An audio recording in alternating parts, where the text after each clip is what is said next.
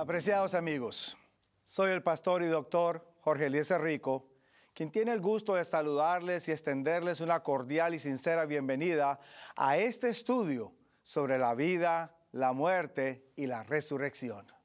Estaremos analizando distintos pasajes bíblicos e inclusive periodos bíblicos, utilizando la Santa Escritura como nuestro principal libro de texto.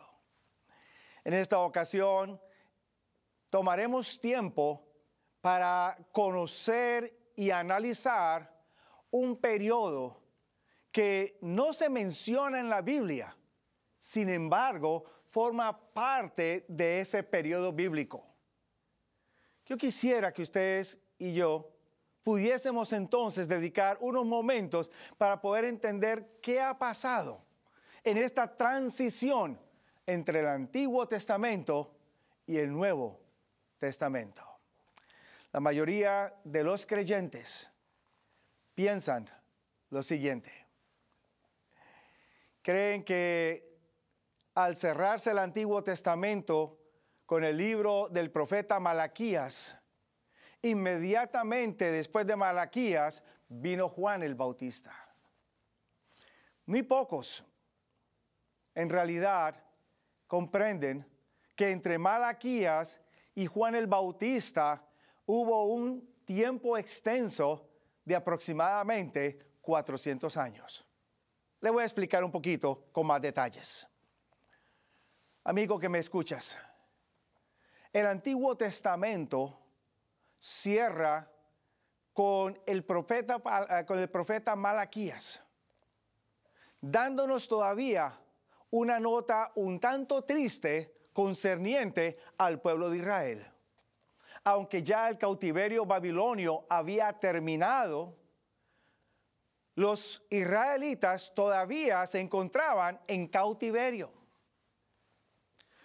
Es más, le amplío un poco más el detalle, porque se encontraba bajo el dominio de los medos y de los persas, o más específicamente los persas.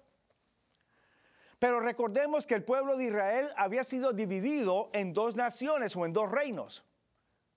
Uno era el reino de Israel, que lo componían 10 tribus, conocidas como las 10 tribus del norte. Y el otro era el reino de Judá, conocido por las 2 tribus del sur, Judá y Benjamín. Cuando viene el cautiverio, la palabra de Dios y también la historia lo registra, el reino de Israel cayó primero, sucumbió por apartarse de Dios, reemplazar a Dios con otras formas de adoración y otros dioses. Y en el año 722, Asurbanipal, rey de los asirios, invadió a Samaria, destruyó a Samaria y entonces llevó cautivos a todos los israelitas. Exactamente. Estos, al ser trasplantados o trasladados a otros lugares, se mezclaron con las gentes de los sitios locales hasta el punto que esas 10 tribus desaparecieron. Luego, más tarde entonces, en el año 586, Judá o el reino de Judá también cae por su rebelión, por su pecado, y en esta ocasión es Nabucodonosor, rey de los babilonios, el que viene e invade a Jerusalén, destruye a Jerusalén, destruye el templo de Jerusalén, lleva cautivo a los reyes de Judá, y entonces termina este pueblo como una nación. No obstante, la palabra de Dios me dice a mí que a diferencia de sus hermanos de las otras 10 tribus, el reino de Judá, componentes de la tribu de Judá y de Benjamín, no se mezclaron con las otras naciones. Ellos se mantuvieron entre sí mismos. Y entonces ellos llegaron a ser conocidos como judíos. El vocablo judío se deriva del nombre de esta nación, el reino de Judá. Y entonces por eso usted encuentra ya en la literatura del Antiguo Testamento post-cautiverio que aparece el vocablo judío en algunas ocasiones, y obviamente cuando usted va al Nuevo Testamento ya entonces usted va a ver el vocablo judío en muchas ocasiones. Recuerde solamente, el término judío no se aplica a todas las 12 tribus de Israel. El término judío solamente se aplica a los descendientes del reino de Judá, de las 2 tribus que se decidieron mantener fieles a la casa de David y fieles a Dios. La tribu de Judá y la tribu de Benjamín. Pero ¿qué sucede? Están todavía bajo el cautiverio persa. La historia me dice a mí que los persas trataron de extender sus dominios hacia la Europa oriental. Y justo cuando ellos ya estaban empezando a tocar a las puertas del territorio de Macedonia y de Grecia, toda esa península, entonces se levanta un individuo cuyo nombre quizás le va a sonar bastante común, bastante familiar: Alejandro el Magno o Alejandro el Grande. Alejandro decide que si él puede evitarlo, los persas no van a conquistar a Macedonia y a Grecia, que ya para ese momento se encontraba como un reino unido. Así que entonces Alejandro ataca a los persas y los derrota en 3 batallas significativas, al punto que los persas dejan de ser el reino dominante y ahora Grecia se convierte en la nueva potencia mundial. Pero a todo esto, Alejandro hace algo diferente a lo que hacen las otras naciones antes de él.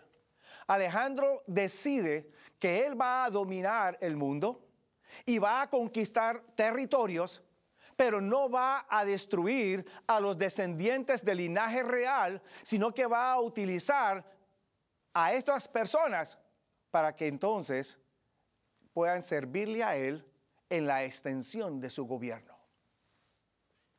De esta manera, Alejandro entonces logró imponer en el mundo conquistado por los griegos lo que hoy en día se conoce como el helenismo.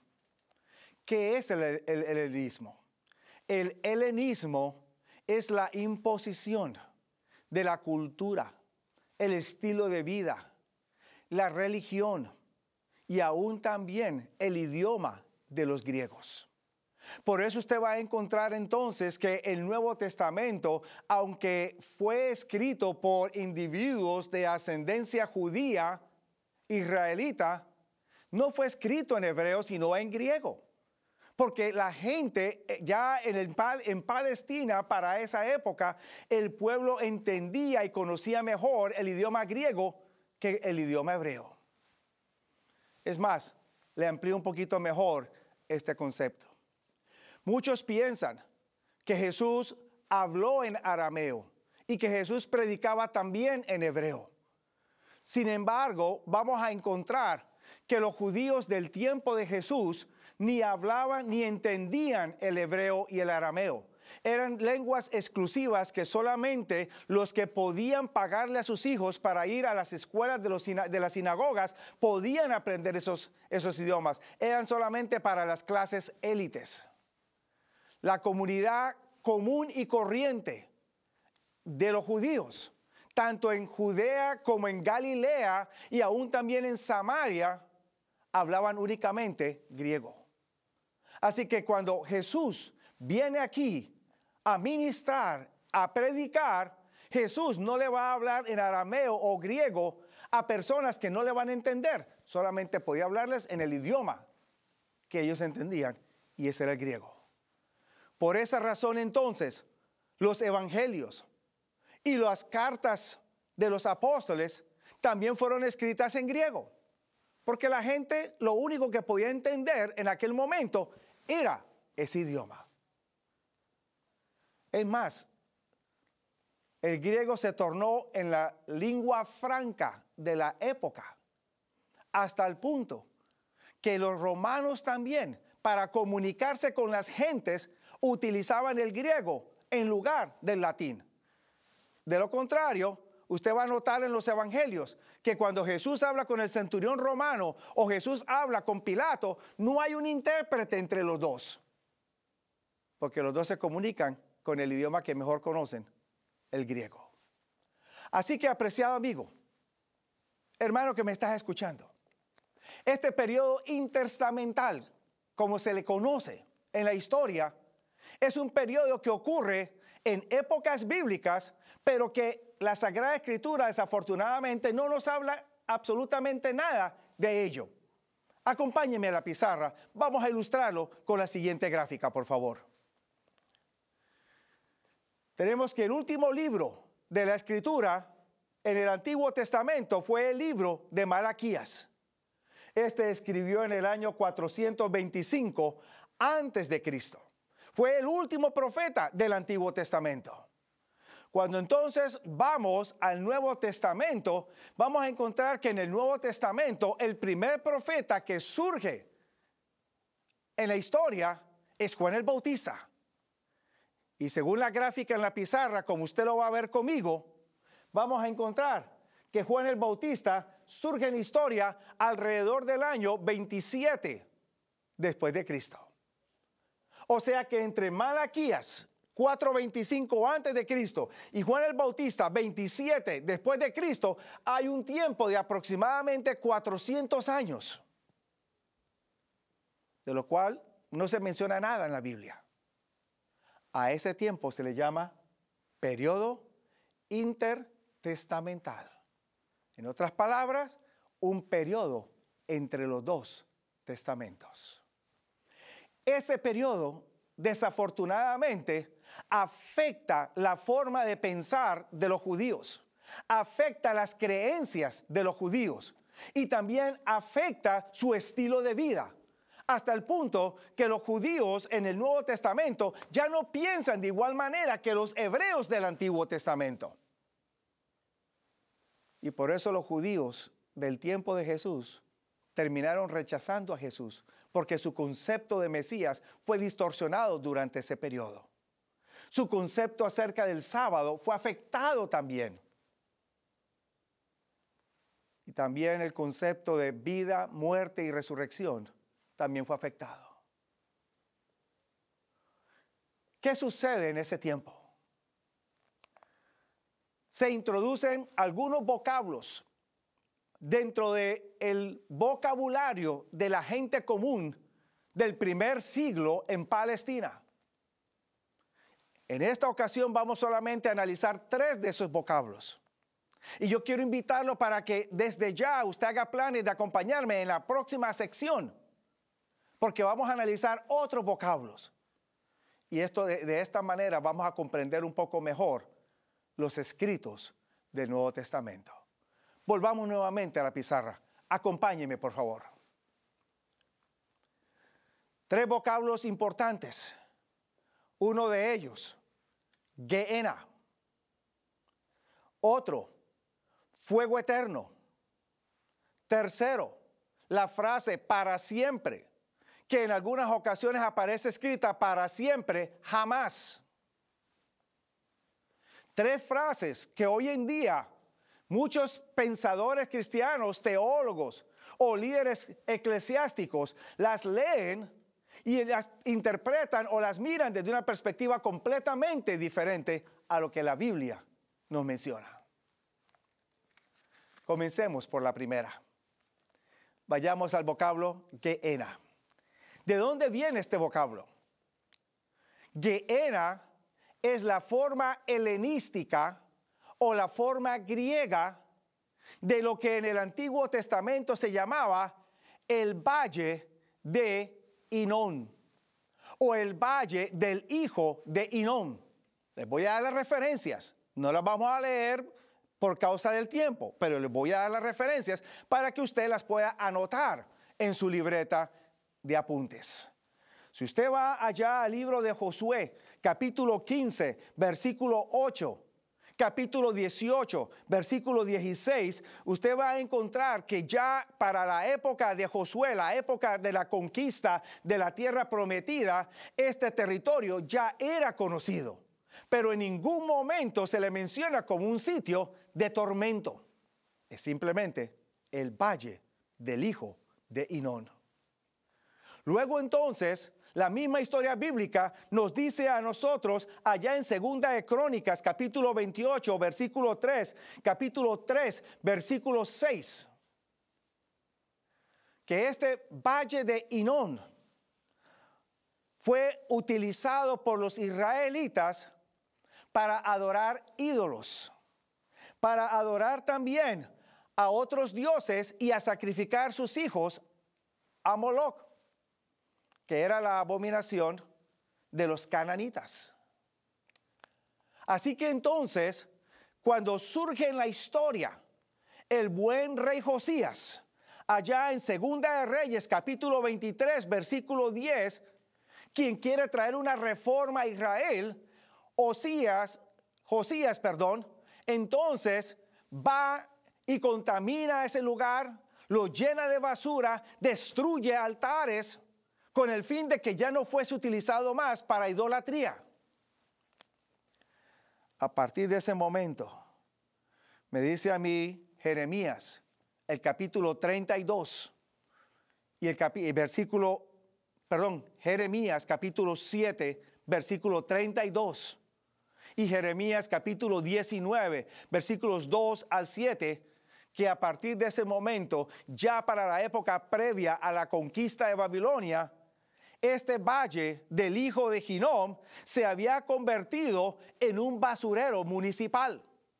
Ahí tiraban cuerpos, cadáveres, para que terminaran su periodo de descomposición, y también lanzaban basuras. Lea el Antiguo Testamento, apreciado amigo. Haga sus conexiones bíblicas. En ocasión del Nuevo Testamento, entonces viene Jesús.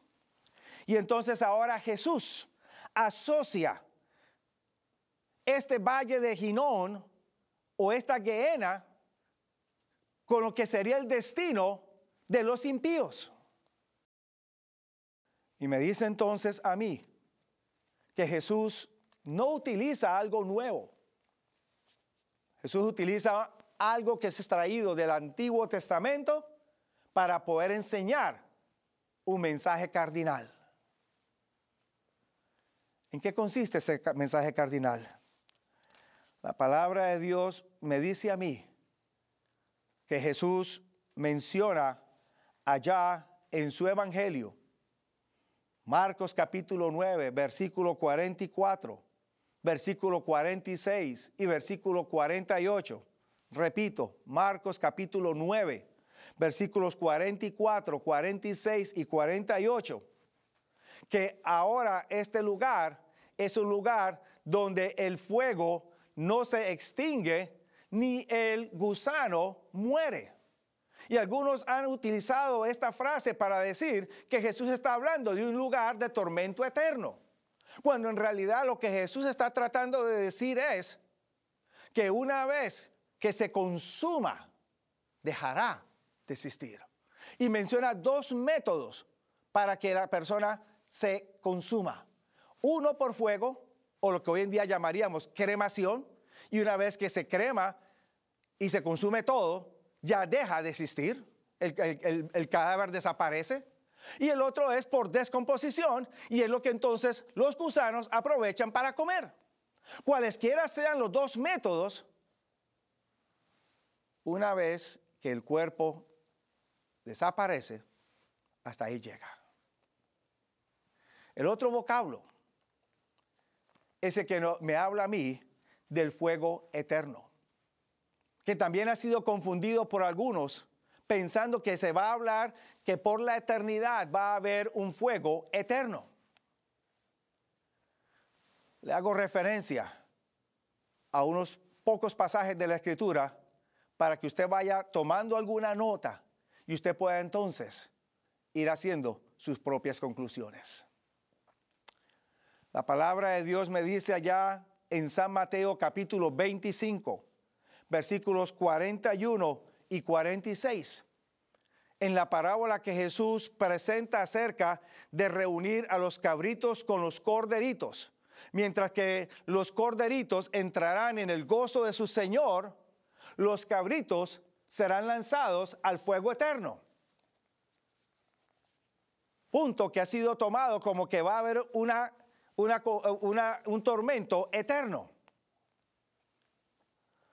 No obstante, la palabra de Dios me dice a mí claramente, y quizás les recuerdo algunos pasajes en el Antiguo Testamento, una vez que el pecador muere,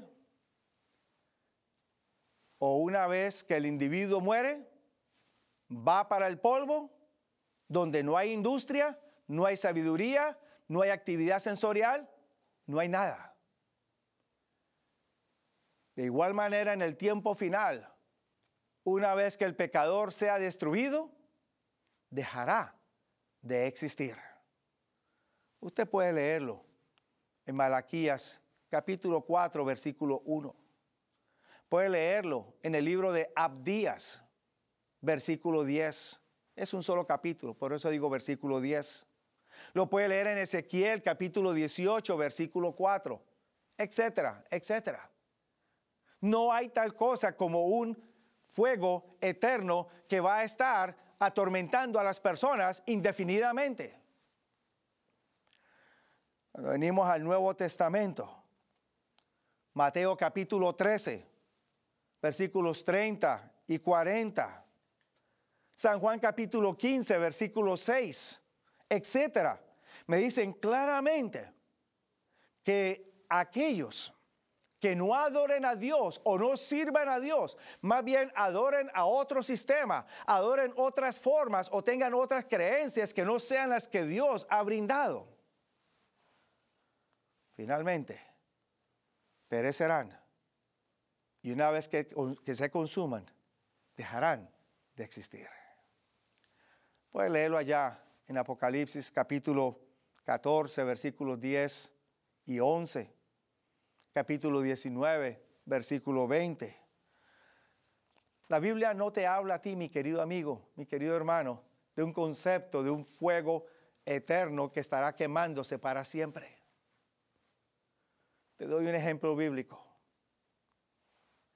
El término o el vocablo eterno, que es donde se traduce la tercera frase que leímos hace poco, para siempre, jamás. El vocablo eterno. Usted necesita entenderlo dentro del marco bíblico y saber cómo se utiliza por los autores bíblicos. El término eterno se emplea en la Biblia de dos maneras diferentes. Tiene dos acentuaciones. Cuando el vocablo eterno está conectado con algo terrenal, entonces ese vocablo es temporal. Me habla de algo temporal. Pero cuando ese vocablo es conectado con algo que tiene que ver celestial, entonces sí me está hablando de algo que es indefinido por la eternidad. Te brindo un par de ejemplos. Te doy las referencias. Libro de Jonás, capítulo 1. Jonás está en el vientre del pez. Jonás está orando desde el vientre del pez. Lee Jonás, capítulo 1. Y Jonás dice claramente allí que la tierra ha colocado sus herraduras y las ha sellado a él, y él ha sido permanentemente o eternamente separado de Dios. El vocablo olam en hebreo aparece allí, que significa eterno. Y él dice que ha sido separado eternamente de Dios. Pero ¿cuánto dura esa eternidad? Al tercer día, Jonás es botado del pez y Dios vuelve a comunicarse con él. ¿Por cuánto tiempo duró la eternidad? 3 días nada más. Usted va al libro de Judas en el Nuevo Testamento. Esa pequeña carta, que es una sola página, un solo capítulo que aparece justo antes del libro de Apocalipsis. Y allí en este libro, o en esta pequeña carta, que tiene un solo capítulo, en el versículo 7, le dice a usted que tanto Sodoma como Gomorra fueron colocadas como ejemplo de aquellas que habrían de sufrir el castigo del fuego eterno. Y aparece el vocablo eterno, que en griego sería aion, mismo que el hebreo, olam, aion, mismo significado. Ahora, si Sodoma y Gomorra fueron colocadas como ejemplo del fuego eterno, y usted va a entender eterno como algo indefinido, de puro tormento, entonces usted va a necesitar ir en este momento a Palestina a buscar un lugar donde hayan personas que todavía se estén quemando de los tiempos de Abraham. Y obviamente usted no va a conseguir tal sitio. ¿Por qué razón? Porque una vez que el fuego de Dios quemó a Sodoma y Gomorra y a todos sus habitantes y de todas las aldeas aledañas, dejaron de existir. Así que entonces, apreciado amigo que me estás escuchando, fue la influencia griega sobre los judíos de la Palestina del primer siglo de la era cristiana los que introdujeron estos conceptos que hoy en día muchos todavía adoptan y predican como si fueran reales. Aunque usted no lo crea,